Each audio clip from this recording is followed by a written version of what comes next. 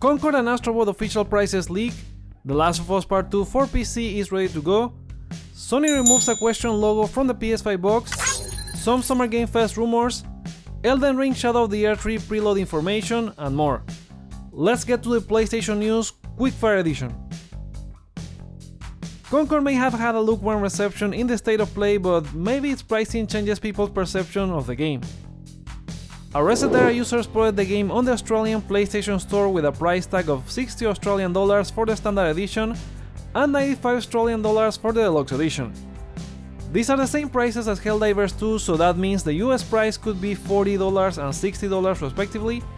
Pre-order should go live later today. The deluxe edition gives you 3 days of early access, character skins, and the Monarch pack. Those on PC may likely get the same price, but remember it will require a PSN account to play. Similar to that, Astrobot pre-orders have gone up early on Japanese store Big Camera and confirmed the pricing option will get in the other regions. According to Real Radek on Twitter, the game goes for 7,980 yen, which is the same price as Sackboy: A Big Adventure when it launched at about $60 in the US. Pre-orders for the game go live on Friday, and given that, there's a chance Sony shows more at Summer Game Fest. Next, Sony launched The Last of Us Part 2 for PS5 this past January, and with the first game debuting on PC back in 2022, you may think Part 2 was going to launch on PC soon, but nothing has been heard about that so far. Now, very trusted leaker Vilvilkun has given an update on the game, saying that the PC port has been ready to go since at least November last year, and they speculate that maybe Sony is looking to launch the game closer to the TV show's second season out in 2025. Speaking of The Last of Us Season 2, the production is expected to wrap up in August with a release window around April 2025, and now we have confirmation about the scope of the season. In a new interview with Deadline, showrunners Craig Mazin and Neil Druckmann revealed that Season 2 will only consist of 7 episodes, 2 less than Season 1. Mazin went further, saying that the story material is way more than Part 1, with the natural breakpoint for this season coming after 7 episodes, and if the show is renewed again, it would need a larger Season 3 and maybe even a Season 4 to cover the whole story. Now, talking about Destiny 2 The Final Shape, the next expansion in Bungie's live service came out this week, but the launch didn't go smoothly, with users having logging issues or being kicked out of the game and missing cutscenes. Bungie has apologized for these issues and explained they were due to the servers unable to handle the workload, but the game is doing fine as of recording and they are now working on increasing server capacity. As for missing cutscenes, they provided a workaround, which is to replay those missions. Speaking of things that go missing, Sony has updated the design for PS5 boxes, and it turns out the AK logo has been removed from the packaging. Back in 2020, Sony said that the PS5 was compatible with 8K displays, and a future update will allow the console to display content at 8K when available. The only 8K PS5 game arrived in 2021 with The Tourist, but still it was a very misleading claim by Sony. Well, at least it's fixed now. Last week, the Summer Game Fest Twitter account announced they will have 2K revealing the next entry in a fan favorite franchise, and the picks were either Borderlands, Mafia, or Bioshock.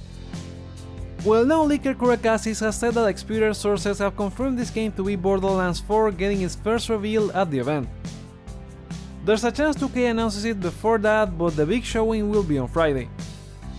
This would make all sense since they just acquired Gearbox and back then they confirmed Borderlands 4, but also we have the movie coming up later this year.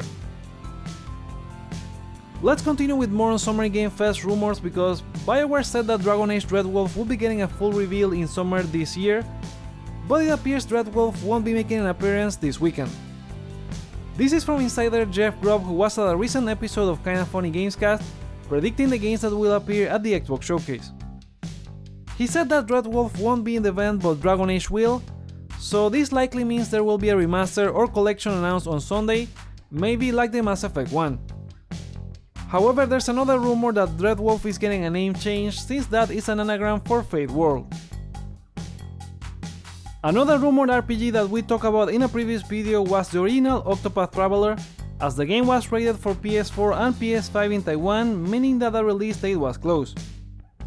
Well, you won't have to wait until Summer Game Fest, as the first game has been shadow dropped and is now available on the PlayStation Store. while the second game is on the Xbox Store, and now both crowds can enjoy both games.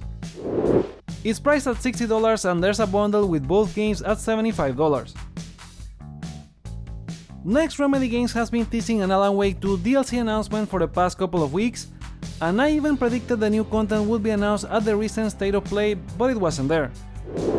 The latest tease this week is a post on the developer's Twitter account that invites you to drink Dark Triangle coffee at Night Springs and Coffee World, with something happening this June 7th, so this will for sure be revealed at Summer Game Fest. Let's move on from Summer Game Fest news and into Elden Ring Shadow of the Erdtree, because we have the preload information for the DLC and upcoming patch thanks to PlayStation GameSize.